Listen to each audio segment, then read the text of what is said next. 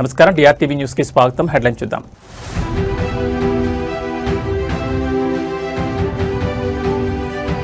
వికసిత్ భారత్ లక్ష్యంగా Modi master plan. కేంద్ర మంత్రిమండలి భేటీలో సంచలన సంస్కరణలకు ఆదేశం.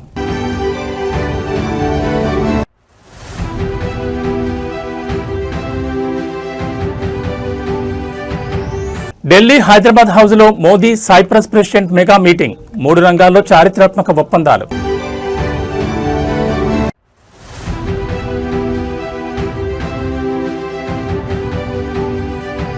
AP politics peaks. Lokesh cancer గడ్డ వ్యాఖ్యలపై భగ్గుమన్న వైసీపీ.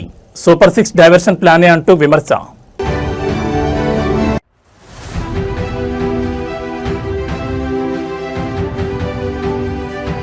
భద్రాద్రి జిల్లాలో రోడ్డుపై కూర్చిన భారీ చిరుత. వాహనదారులు తీసిన షాకింగ్ వీడియో వైరల్. ఏజెన్సీ గ్రామాల్లో హైటెన్షన్. ఇక వివరాలు చూస్తే భారతదేశాన్ని వికసిత భారత్గా మార్చే దిశగా కేంద్ర ప్రభుత్వం అడుగులు వేగవంతం చేసింది. న్యూఢిల్లీ వేదికగా ప్రధానమంత్రి నరేంద్ర మోడీ అధ్యక్షతన కేంద్ర మంత్రిమండలి అత్యంత కీలకమైన సమావేశం నిర్వహించింది. దేశ పౌరుల జీవన ప్రమాణాలను పెంపొందించడం, పారిశ్రామిక రంగాన్ని బలోపేతం చేయడం లాంటి బహుముఖ వ్యూహాలతో జరిగిన ఈ మెగా మీటింగ్ వివరాలను ప్రధాని మోడీ స్వయంగా పంచుకున్నారు. నిన్న జరిగిన ఈ మంత్రిమండలి సమావేశం అత్యంత ఫలప్రదంగా సాగిందని ప్రధాని వెల్లడించారు. దేశంలో ఈజ్ ఆఫ్ లివింగ్ అంటే సామాన్య ప్రజల జీవన విధానాన్ని మరింత సులభతరం చేయడం, అలాగే ఈజ్ ఆఫ్ డూయింగ్ బిజినెస్ ద్వారా వ్యాపార, పారిశ్రామిక రంగాలకు అడ్డంకులు లేని వాతావరణాన్ని కల్పించడంపై ఈ సమావేశంలో మంత్రులంతా సుదీర్ఘంగా చర్చించారు. వివిధ శాఖల్లో అమలవుతున్న అంతర్జాతీయ అత్యుత్తమ విధానాలు, బెస్ట్ ప్రాక్టీసెస్ పై ఈ వేదిక మంత్రులు తమ అభిప్రాయాలు పంచుకున్నారు. 2047 నాటికి భారతదేశాన్ని సంపూర్ణ అభివృద్ధి చెందిన దేశంగా నిలపాలన్న వికసిత్ భారత్ సంకల్పాన్ని సాకారం చేసేందుకు పాలనాపరంగా మరిన్ని విప్లవాత్మక సంస్కరణలను ఎలా ముందుకు తీసుకెళ్లాలనే అంశంపై ప్రధాని మోడీ సహచర మంత్రులకు దిశానిర్దేశం చేశారు. కేవలం ఆర్థిక వృద్ధి మాత్రమే కాకుండా క్షేత్రస్థాయిలో ప్రతి పౌరుడికి ప్రభుత్వ సేవలు పారదర్శకంగా, వేగంగా అందేలా సాంకేతికతను జోడించి సంస్కరణలు తేవాలని ఈ సమీక్షలో స్పష్టం చేశారు. మనమంతా పంచుకున్న వికసిత్ భారత్ ఉమ్మడి కల నిజం కావాలంటే అన్ని మంత్రిత్వ శాఖలు ఒకే తాటిపై కూర్చి కలిసికట్టుగా పటిష్టమైన సమన్వయంతో పనిచేయాలని ప్రధాని పిలుపునిచ్చారు. పారిశ్రామిక పెట్టుబడులను ఆకర్షించడంలో ప్రపంచ దేశాలతో పోటీ పడుతూనే గ్రామీణ, పట్టణ ప్రాంతాల్లో మౌలిక వస్తువుల కల్పనకు పెద్దపీట వేయాలని నిర్ణయించారు. ఈ సమావేశంలో వ్యూహాత్మకంగా తీసుకున్న నిర్ణయాలు రాబోయే రోజుల్లో దేశ ప్రగతిని మరింత పరుగులు పెట్టించనున్నాయని రాజకీయ విశ్లేషకులు భావిస్తున్నారు. కేంద్ర మంత్రిమండలి సమావేశంలో ప్రధాని మోడీ నిర్దేశించిన ఈ ఈజ్ ఆఫ్ లివింగ్ మరియు is of doing business agenda రాబోయే రోజుల్లో బడ్జెట్ కేటాయింపులు, కొత్త పాలసీల రూపకల్పనలో కీలక పాత్ర పోషించబోతోందని స్పష్టమవుతోంది. వికసిత్ భారత్ లక్ష్యాల దిశగా కేంద్రం వేస్తున్న ఈ చారిత్రాత్మక అడుగులు దేశ భవిష్యత్తును ఎలా మార్చబోతున్నాయో చూడాలి.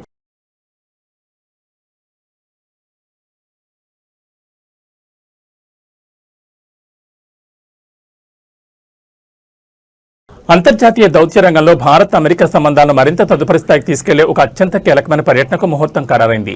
అమెరికా విదేశాంగ మంత్రి మార్కో రూబియో రేపటి నుంచి 4 రోజుల పాటు భారతదేశంలో పర్యటించనున్నారు. అమెరికా విదేశాంగ మంత్రిగా బాధ్యతలు చేపట్టిన తర్వాత రూబియో భారత్కు రావడం ఇదే తొలిసారి కావడంతో ఈ పర్యటనపై ప్రపంచవ్యాప్తంగా భారీ అంచనాలు నెలకొన్నాయి. 4 రోజుల సుదీర్ఘ పర్యటనలో భాగంగా అమెరికా విదేశాంగ మంత్రి మార్కో రూబియో భారత ప్రభుత్వ ఉన్నతాధికారులతో మరియు తన కౌంటర్ పార్ట్తో విస్తృత స్థాయి చర్చలు జరపనున్నారు.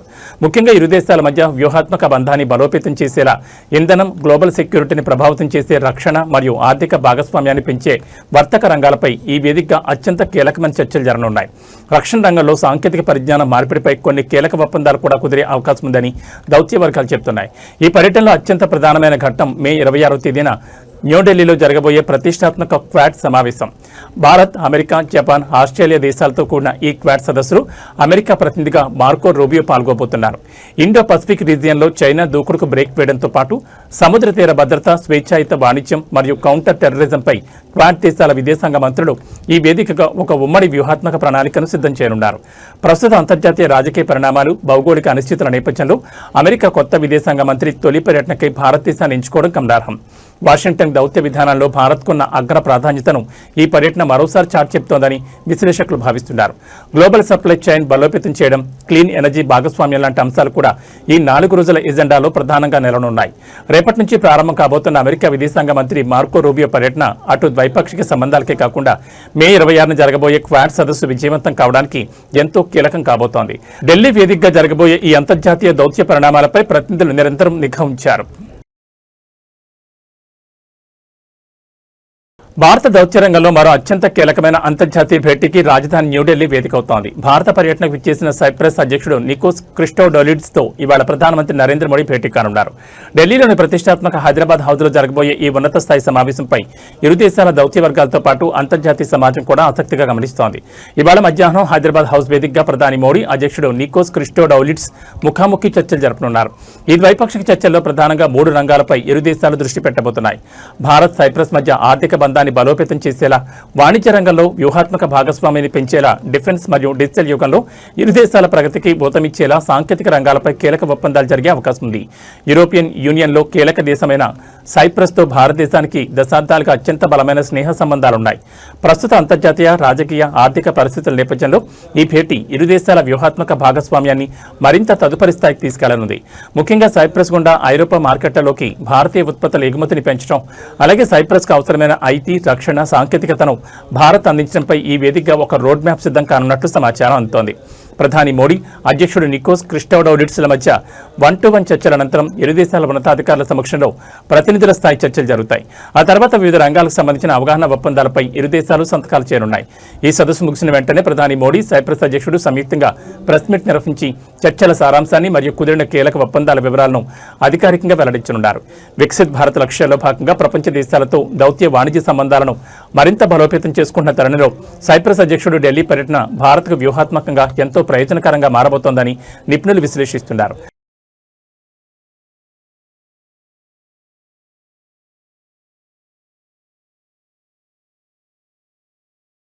తెలంగాణ రాజకీయాల్లో మహిళా భద్రత, మైనర్ బాలికపై జరిగిన అఘాయిత్య అంశం తీవ్ర పొలిటికల్ టర్న్ తీసుకుంది. రాష్ట్రంలో జరిగిన ఒక దారుణ ఘటనపై ప్రతిపక్ష నాయకుడు బీఆర్ఎస్ అధినేత కేసీఆర్ అవలంబిస్తున్న మౌనాన్ని టార్గెట్ చేస్తూ సోషల్ మీడియా వేదికగా విమర్శలు వెలువెత్తున్నాయి. ఒక మైనర్ అమ్మాయికి ఇంతటి అన్యాయం జరిగితే ప్రతిపక్ష నాయకుడిగా ఉన్న కేసీఆర్ ఎక్కడా అంటూ అధికారపక్ష శ్రేణులు మరియు నెటిజన్లు తీవ్రస్థాయిలో ప్రశ్నిస్తున్నారు. సదరు ఘటన సమాజంలో తీవ్ర కలకలం రేపినప్పటికీ ప్రధాన ప్రతిపక్ష నాయకుడి హోదాలో ఉన్న కేసీఆర్ కనీసం ఒక ప్రెస్ నోట్ లేదా ఖండన ప్రకటన కూడా విడుదల చేయకపోవడం బాధ్యతారాహిత్యమంటూ నెటిజన్లు ధ్వజమెత్తుతున్నారు. ఒక ఆడబిడ్డకు అన్యాయం జరిగినప్పుడు బాధ్యతలకు అండగా నిలవాల్సిన బాధ్యత ప్రతిపక్షంపై లేదా అని ప్రశ్నిస్తున్నారు. ఇంతటి సున్నితమైన మరియు దారుణమైన ఉదంతంపై బీఆర్ఎస్ అధినాయకత్వం ఎందుకు స్పందించడం లేదనే అంశం ఇప్పుడు రాజకీయంగా హాట్ టాపిక్ గా మారింది. విమర్శకులు ప్రధానంగా కేసీఆర్ తాజా రాజకీయ పర్యటనలను, భేటీలను ఈ సందర్భంగా ప్రస్తావిస్తున్నారు. ఇతర రాష్ట్రాలు లేదా ఇతర పార్టీల నాయకులు వచ్చినప్పుడు వారితో సమావేశం కావడానికి గంటల తరబడి రాజకీయాలు చర్చించడానికి సమయం ఉంటుంది. కానీ రాష్ట్రంలో ఒక మైనర్ బాలికకు అన్యాయం జరిగితే ఆ బాధిత కుటుంబానికి ధైర్యం చెప్పడానికి లేదా పరామర్శించడానికి తీరిక లేదా అంటూ సోషల్ మీడియాలో ప్రశ్నల వర్షం కురిపిస్తున్నారు. ప్రతిపక్షం అంటే కేవలం రాజకీయాల కోసమేనా? ప్రజా సమస్యలు మరియు ఇటువంటి దారుణాలు జరిగినప్పుడు క్షేత్రస్థాయికి రారా అంటూ నిలదీస్తున్నారు. ముఖ్యమంత్రి రేవంత్ రెడ్డి నేతృత్వంలోని కాంగ్రెస్ ప్రభుత్వం ఈ ఘటనపై తక్షణమే స్పందించి కఠిన చర్యలు తీసుకుంటున్న తరుణంలో ప్రతిపక్షం కేవలం తప్పులు వెతకడానికే పరిమితమవుతోందని కాంగ్రెస్ నేతలు ఆరోపిస్తున్నారు. అయితే ఈ విమర్శలపై బీఆర్ఎస్ శ్రేణులు కూడా అంతే బలంగా కౌంటర్ ఇస్తున్నాయి. రాష్ట్రంలో శాంతి భద్రతలను కాపాడడంలో, మహిళలకు రక్షణ కల్పించడంలో వైఫల్యాన్ని కప్పిపుచ్చుకోవడానికి కాంగ్రెస్ పార్టీ డైవర్షన్ పాలిటిక్స్ చేస్తూ కేసీఆర్ ని టార్గెట్ చేస్తోందని గులాబీ నేతలు ఎదురుదారి దిగుతున్నారు. ఒక మైనర్ ఆడబిడ్డకు జరిగిన అన్యాయం చుట్టూ ఇప్పుడు తెలంగాణలో అధికార ప్రతిపక్షాల మధ్య పెద్ద ఎత్తున మాటలిద్దం నడుస్తోంది. మరి ఈ ఘాటు విమర్శలపై కేసీఆర్ మౌనంపై ఇవాళ బీఆర్ఎస్ ముఖ్య నేతలు లేదా ప్రతినిధులు ఎలా స్పందిస్తారనేది వేచి చూడాలి. ఇప్పుడు ఆయనకు లేడీకి లేచిందే పరగాని కేటీఆర్ ఏదనుకుంటే అదే అనుకుంటాడు. కల్వకుంట్ల రాజ్యాంగం అనుకుంటుండు. వాళ్ళ నాయన దిగిపోయి చాలా రోజులైంది, వాళ్ళ నాయన అర్థమై ఫామ్ హౌస్లో వండుకున్నాడు అని ఆయనకు అర్థమైతలేదు. ఈయన చెప్పింది నిజమైతే వాళ్ళ నాయన ఎందుకో స్టేట్మెంట్ ఇవ్వలేదు. ఒక మైనర్ గర్ల్కి అన్యాయం జరిగితే లీడర్ ఆఫ్ అపోజిషన్ ఎక్కడ పడుకుండు, ఏడ నిద్రపోతుండు? బయటకు వచ్చి మాట్లాడడానికి ఒకవేళ శక్తి లేకపోయినా ప్రెస్ నోట్ అయినా రిలీజ్ చేయాలి కదా.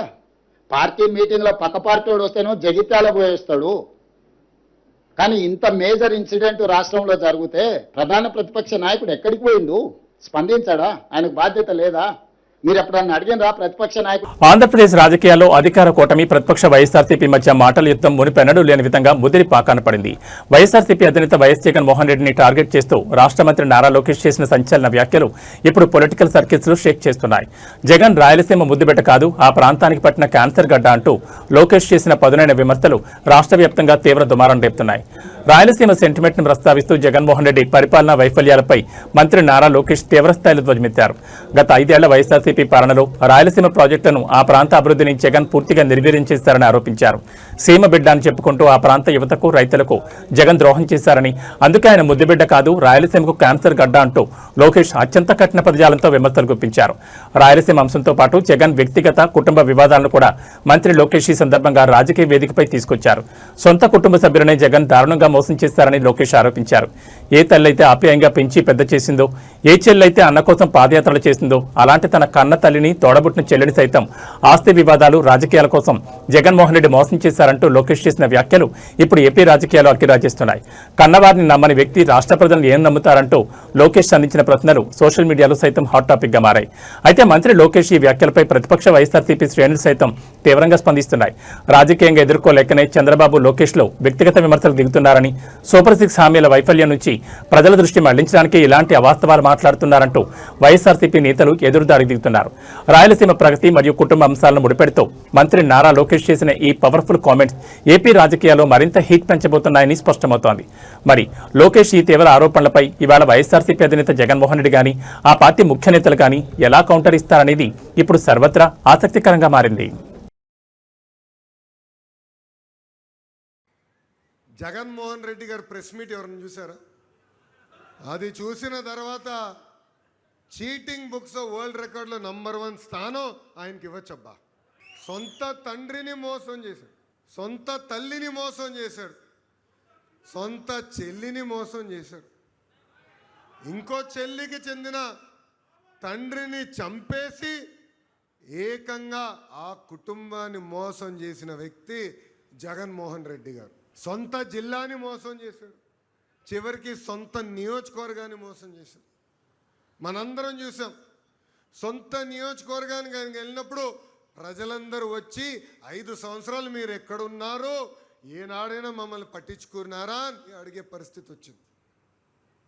అంటే ఎంత అన్యాయం మనందరం ఒక్కసారి ఆలోచించాలి. ఏకంగా రాయలసీమ ముద్దు బిడ్డ అని రీల్స్లో చేశాడు. ఏపీ రాజకీయాల్లో మాటల తోటాలు పేలుతున్నాయి. తాడేపల్లి వేదికగా జరిగిన ప్రెస్ మీట్ లో వైఎస్ఆర్ కాంగ్రెస్ పార్టీ అధినేత వైఎస్ జగన్మోహన్ రెడ్డి అధికార పక్షంపై, ముఖ్యంగా మంత్రి నారా లోకేష్ పై సంచలన పంచలు వేశారు. లోకేష్ ఇటీవల కాలంలో చెప్తున్న డైలాగులపై జగన్మోహన్ రెడ్డి తనదైన శైలిలో సినిమాటిక్ కౌంటర్ ఇచ్చారు. అయ్యా Lokesh, both can never be same తెలుసుకో అంటూ జగన్ వేసిన ఈ పంచ్ ఇప్పుడు సోషల్ మీడియాను షేక్ చేస్తోంది. ప్రెస్ మీట్లో రాష్ట్రంలోని తాజా పరిణామాలపై మాట్లాడిన జగన్ మంత్రి లోకేష్ బాబు స్పీచ్లపై ప్రత్యేకంగా ఫోకస్ పెట్టారు. ఈ మధ్యకాలంలో లోకేష్ వాళ్ళ మావయ్య బాలకృష్ణ డైలాగులు కొడుతున్నారంటూ జగన్ ఎద్దేవా చేశారు. సినిమాల్లో బాలకృష్ణ చెప్పే పవర్ఫుల్ డైలాగులను లోకేష్ కాపీ కొడుతూ రాజకీయాల్లో బిల్డప్ ఇస్తున్నారంటూ సెటైర్లు వేశారు. అయితే రియల్ లైఫ్ కు రాజకీయాలకు చాలా తేడా ఉందనే విషయాన్ని లోకేష్ గుర్తించుకోవాలని జగన్ సూచించారు. లోకేష్ బాబుకు రాజకీయ పరిణతి లేదంటూ విమర్శించిన జగన్, అయ్యా Lokesh, both can never be same, ఆ విషయం ముందు తెలుసుకో అంటూ నవ్వుతూనే పదునైన కౌంటర్ ఇచ్చారు. గత వైఎస్ఆర్సీపీ ప్రభుత్వ హయాంలో జరిగిన అభివృద్ధికి ప్రస్తుత కూటమి ప్రభుత్వ పాలనకు నక్కకు నాగలోకానికి ఉన్నంత తేడా ఉందన్నారు. తమ 5 ఏళ్ల పాలనతో కూటమి పాలనను ఎప్పటికీ పోల్చలేరని, డైలాగులు కొట్టినంత మాత్రాన లోకేష్ లీడర్ కాలేడంటూ జగన్ ధ్వజమెత్తారు.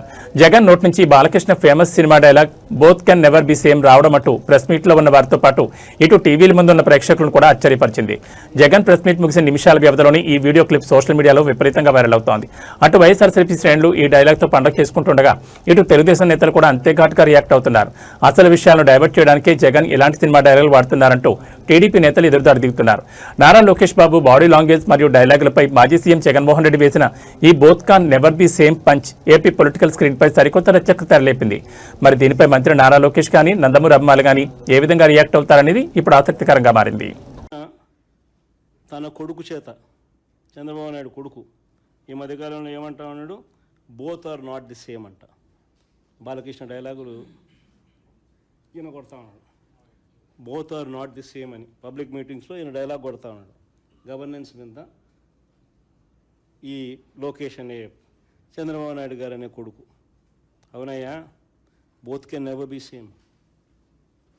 చంద్రబాబు నాయుడు గారు కొడుకు చెప్తా ఉన్నా, చంద్రబాబు నాయుడు చెప్తా ఉన్నా, both can never be same. వెన్నుపోటుతో పార్టీని పెట్టి పార్టీ గుర్తును దోచేయడం మీ హిస్టరీ.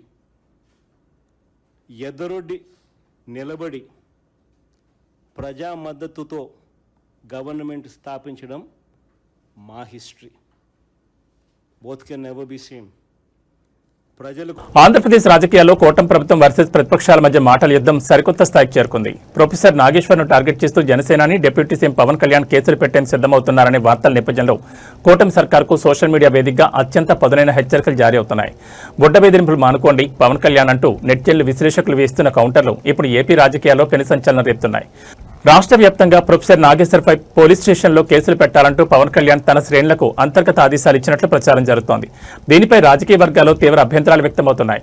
ప్రజాస్వామ్యంలో ఎవరి వాదన వారిదని, నాగేశ్వర్ లేవనెత్తిన ప్రశ్నలపై లేదా విమర్శలపై మీకు అభ్యంతరాలుంటే రాజకీయంగా మేధోపరంగా సమాధానం ఇచ్చుకోవాలి తప్ప ఇలా పోలీసులను వాడుకుని అక్రమ కేసులు పెట్టడం ఏంటని ప్రశ్నిస్తున్నారు. ఇటువంటి చర్యలు పవన్ కళ్యాణ్ రాజకీయ అపరిపక్వతకు నిదర్శనమని విమర్శకులు మండిపడుతున్నారు. ఈ కేసుల పర్వంపై విమర్శలు మరింత తీవ్ర రూపాన్ని దాల్చాయి.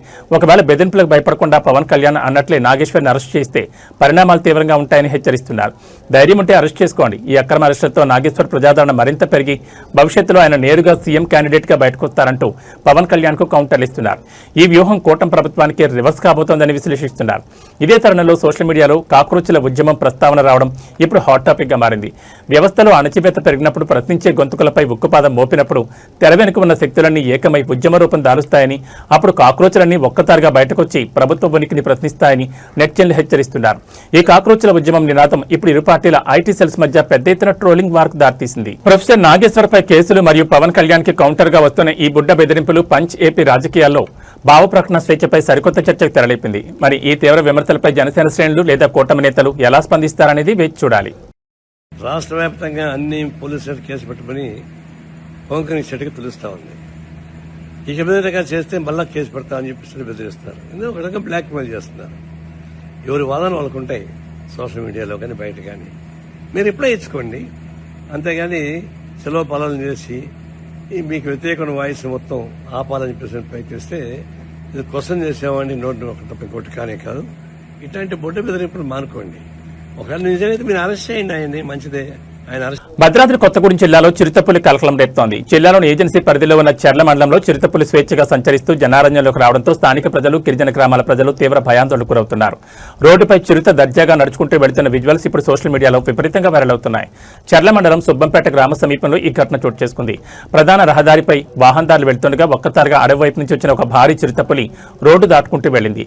దీన్ని గమనించిన స్థానికులు, వాహనదారులు భయంతో వాహనాలను కాస్త దూరంలోనే నిలిపివేశారు. అదే సమయంలో కొందరు ధైర్యం చేసి రోడ్డు దాటుతున్న ఆ చిరుతపుల్ని తమ సెల్ ఫోన్లో వీడియో తీశారు. ప్రస్తుతం ఈ షాకింగ్ వీడియో క్లిప్స్ స్థానిక వాట్సాప్ గ్రూపుల్లో హల్చల్ చేస్తున్నాయి. సుబ్బంపేటతో పాటు చుట్టుపక్కల ఉన్న సరిహద్దు అటవీ ప్రాంత గ్రామాల ప్రజలు ఇప్పుడు తీవ్ర భయంతో వణికిపోతున్నారు. పొలాలకు వెళ్లే రైతులు, పశువులను మేపడానికి అడవి అంచుల్లోకి వెళ్లే కాపరులు ఎప్పుడు ఏ పొదల నుంచి చిరుత దాడి చేస్తుందోనని కంటి మీద కొనుక్కు లేకుండా గడుపుతున్నారు. గతంలోని ఈ ప్రాంతంలో క్రూర మృగాల సంచారం ఉన్నప్పటికీ ఇలా నేరుగా రోడ్డుపైకి చిరుత రావడం స్థానికులను మరింత ఆందోళనకు గురిచేస్తోంది. చిరుతపులి సంచారానికి సంబంధించిన సమాచారాన్ని, వీడియో ఆధారాలను స్థానికులు తక్షణమే అటవీశాఖ అధికారుల దృష్టికి తీసుకెళ్లారు. రంగంలో దిగిన ఫారెస్ట్ అధికారులు సుబ్బంపేట పరిసర ప్రాంతాల్లో చిరుత అడుగుజాడలను గుర్తించే పనిలో పడ్డారు. రాత్రి సమయాల్లో ఒంటరిగా ప్రయాణాలు చేయొద్దని, తోటల్లో ఉండే రైతులు అప్రమత్తంగా ఉండాలని అధికారులు హెచ్చరిస్తున్నారు. అవసరమైతే చిరుతను బంధించేందుకు బోన్లు ఏర్పాటు చేస్తామని అధికారులు హామీ ఇచ్చారు. చర్ల మండలంలో చిరుతపులి సంచారం అటు ఏజెన్సీ గ్రామాల్లో తీవ్ర కుబులు రేపుతోంది. అటవీ అధికారులు ఎంత వేగంగా స్పందించి ఆ చిరుతను మళ్లీ దట్టమైన అడవుల్లోకి తోలుతారో చూడాలి. మరి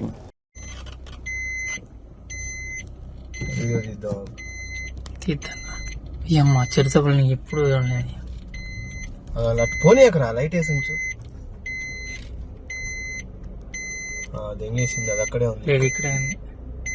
నేను పసిడి ప్రేమికులకు మరియు ఇన్వెస్టర్లకు ఒక ముఖ్యమైన మార్కెట్ అప్డేట్ ఇచ్చింది. హైదరాబాద్ బులియన్ మార్కెట్లో ఇవాళ బంగారం, వెండి ధరలు విభిన్న ధోరణిని కనబర్చాయి. అంతర్జాతీయ మార్కెట్ ఒడిదుడుకుల ప్రభావంతో ఇవాళ మార్కెట్లో బంగారం ధరలు స్వల్పంగా ఊరటనివ్వగా వెండి ధరలు మాత్రం ఒక్కసారిగా భారీగా పెరిగి షాక్ ఇచ్చాయి. ముందుగా పసిడి ధరల వివరాలు పరిశీలిస్తే ఇవాళ మార్కెట్లో లగ్జరీ గోల్డ్ ధరలు పతనమయ్యాయి. 24 క్యారెట్ల 10 గ్రాముల అపరంజీ బంగారం ధరపై ఒక్కసారిగా ₹440 పతనమై ప్రస్తుతం 1,59,490కి చేరింది. అదేవిధంగా ఆభరణాల తయారీకి ఉపయోగించే 22 క్యారెట్ల 10 గ్రాముల పసిడి ధర కూడా ₹400 తగ్గి ప్రస్తుతం 1,46,200 పలుకుతోంది. గత కొన్ని రోజులుగా స్థిరంగా ఉన్న పసిడి ధరలు ఇవాళ స్వల్పంగా దిగి రావడం కొనుగోలుదారులకు కొంత ఊరట కలిగించే అంశం. అయితే బంగారం ధరలు తగ్గితే వెండి ధరలు మాత్రం ఇవాళ కొండెక్కి కూర్చున్నాయి. మార్కెట్లో ఇవాళ వెండి ధరలు భారీగా ఎగబాకాయి. ఒక్కరోజే కేజీ వెండి ధరపై ఏకంగా 5,000 చొప్పున పెరిగి ప్రస్తుతం కేజీ సిల్వర్ రేటు రికార్డు స్థాయిలో 2,95,000గా ఉంది. పారిశ్రామిక రంగానికి విపరీతంగా పెరిగిన డిమాండ్ కారణంగానే వెండి ధరలు ఈ స్థాయిలో భారీ పెరుగుదల నమోదైనట్లు బులియన్ మార్కెట్ నిపుణులు విశ్లేషిస్తున్నారు. హైదరాబాద్ బులియన్ మార్కెట్ ట్రెండ్ ఎలా ఉంటే రెండు తెలుగు రాష్ట్రాల్లోని ఇతర ప్రధాన నగరాలైన విజయవాడ, విశాఖపట్నం, వరంగల్, గుంటూరు తదితర ప్రాంతాల్లో స్థానిక పన్నులు, ఆయా జ్యువెలరీ షోరూంల మేకింగ్ ఛార్జీలను బట్టి ఈ ధరల్లో స్వల్పంగా తేడాలుండే అవకాశం ఉంది. వినియోగదారులు కొనుగోలు చేసే ముందు లైవ్ ధరలను సరిచూసుకోవాలని మార్కెట్ వర్గాలు సూచిస్తున్నాయి. ఇవాళ మార్కెట్లో బంగారం ధర తగ్గడం, వెండి ధర పెరగడం ఇన్వెస్టర్లు సరికొత్త సమీకరణాలకు దారితీస్తోంది.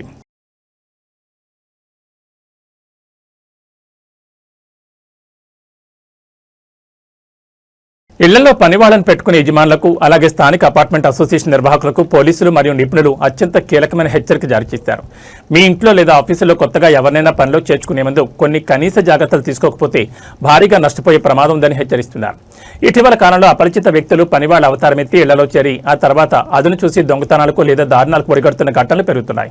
ఈ నేపథ్యంలో ఎవరైనా మీ దగ్గరకు కొత్తగా పని కోసం వస్తే వారి ఆధార్ కార్డు ఒరిజినల్ను పరిశీలించడంతో పాటు వారి ఫోటో, పాత అడ్రస్ మరియు పూర్తి వివరాలను పూర్తిగా తీసుకున్నాకే వారిని పనిలోకి పెట్టుకోవాలని నిపుణులు సూచిస్తున్నారు.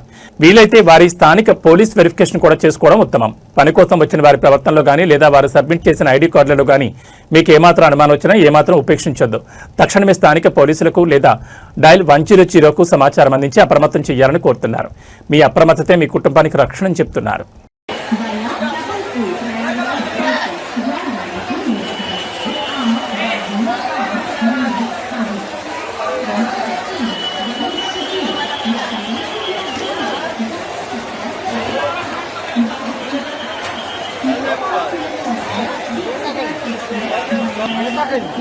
విజయవాడ నగరంలో తీవ్ర కలకలం రేపిన ఓ వింత భయంకరమైన ఉదంతం వెలుగుచూసింది. ఒక యువతి కోసం ప్రాణ స్నేహితులని ఇద్దరు యువకులు నడి రోడ్డుపై కార్లతో ఒకరినొకరు గుద్దుకుంటూ బీభత్సం సృష్టించారు. సినిమా సీన్లను తలపించేలా నడి రోడ్డుపై సాగిన ఈ హై వోల్టేజ్ కార్ చేజింగ్ మరియు దాడి ఘటన స్థానిక ప్రజలను తీవ్ర భయాందోళన గురిచేసింది. విజయవాడ నగర పరిధిలో ఓం, రోహిత్ అనే ఇద్దరు స్నేహితులు ఒక యువతి విషయంలో తీవ్రంగా గొడవ దిగారు. ఈ వివాదం కాస్త ముదిరి నడి రోడ్డుపై కార్ల దాడికి దారితీసింది. సుమారు 100 మీటర్ల మేర వెళ్లిద్దరూ తమ కార్లతో ఒకరినొకరు అత్యంత వేగంగా గుద్దుకుంటూ రోడ్డుపై వెళ్లే వాహనదారులను సైతం వణికించారు. రోడ్డుపై కార్లు ఒకదానికొకటి బలంగా ఢీకుంటున్న శబ్దాలు, ఆ వేగం చూసి స్థానికులు ప్రాణాలు గుప్పెట్లో పెట్టుకుని పరుగులు తీశారు. సమాచారం అందుకున్న పోలీసులు తక్షణమే ఘటనా స్థలానికి చేరుకున్నారు. అయితే గొడవ జరిగిన సమయంలో ఒక కారులో సదరు యువతి ఉండగా మరో కారులో కొందరు యువకులు ఉన్నట్లు పోలీసులు ప్రాథమికంగా గుర్తించారు. వీరి మధ్య ఉన్న పాత కక్షలు లేదా సదరు యువతి వ్యవహారమే ఈ ఘర్షణకు దారితీసినట్టు తెలుస్తోంది. అయితే పోలీసులు స్పాట్కు చేరుకునే లోపే ప్రధాన నిందితులు ఒకరైన రోహిత్ తన కారుతో సహా అక్కడి నుంచి పరారయ్యాడు. రోడ్డుపై బీభత్సం సృష్టించిన మరో యువకుడు ఓంను పోలీసులు ఘటనా స్థలంలోనే అదుపులోకి తీసుకున్నారు. అతడి కారును సీజ్ చేసి పోలీస్ స్టేషన్కు తరలించారు. నడి రోడ్డుపై ప్రజల ప్రాణాలకు ముప్పు కల్పిస్తూ ట్రాఫిక్ తీవ్ర అంతరాయం కలిగించినందుకు గాను వీరిపై పోలీసులు కేసు నమోదు చేశారు. పరారైన రోహిత్తో పాటు కారులో ఉన్న మిగతా యువకుల కోసం పోలీసులు గాలింపు చర్యలు చేపట్టారు. ఒక యువతి కోసం ప్రాణ స్నేహితులే ఇలా నడి రోడ్డుపై కార్లతో దాడులు చేసుకోవడం విజయవాడలో హాట్ టాపిక్ గా మారింది. అసలు ఈ గొడవ గల పూర్తి కారణాలేంటి, ఆ యువతికి వీరితో ఉన్న సంబంధం ఏంటనే కోణంలో పోలీసులు విచారణ జరుపుతున్నారు.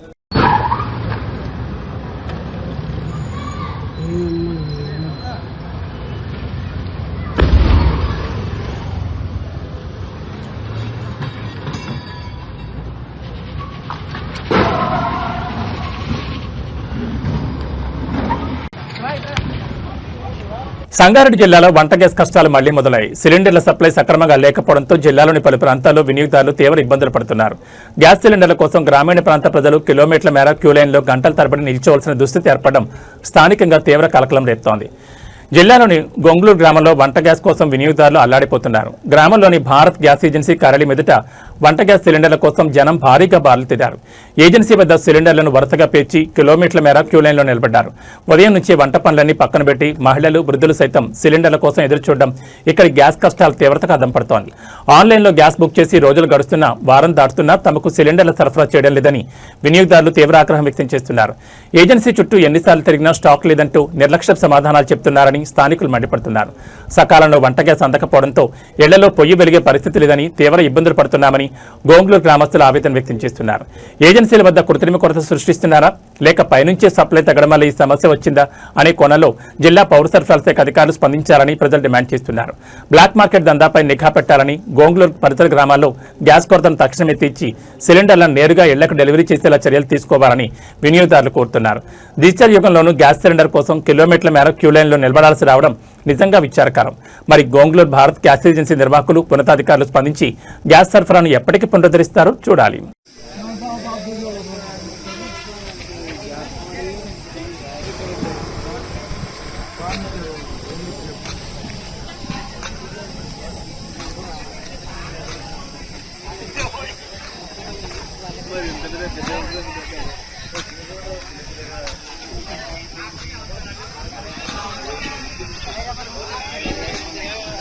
ఏవీ బులెటిన్ విశేషాలు. నమస్కారం.